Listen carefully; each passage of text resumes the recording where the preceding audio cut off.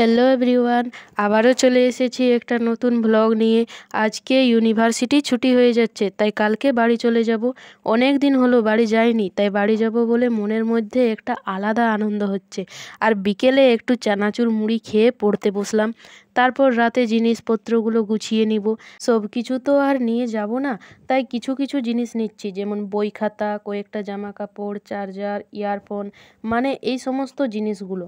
Hostel life ভালোই চলছিল, কিন্তু বাড়ির খাবার, মা বাবা, ছোটোবেলার ঘর সব মিস করছিলাম। তাই আজকে আমি তোমাদের নিয়ে চললাম আমার সঙ্গে হস্টেল থেকে বাড়ি যাবার পুরো যাত্রায়।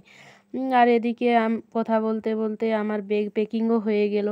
আর আজকে সকালে অন্য দিনের তুলনায় তাড়াতাড়ি উঠেছি বাড়ি যাবার আনন্দে।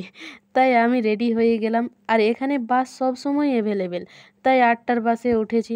বাড়ি পৌঁছতেই 3 ঘন্টা সময় লাগে। দুটো বাস চেঞ্জ করেছি, সেটা দেখাতে পারিনি। 11টার সময় বাড়ি পৌঁছে গেছি। অবশেষে বাড়ি চলে এলাম। শ্রেয়াংশ আগে থেকেই অপেক্ষা করছিল।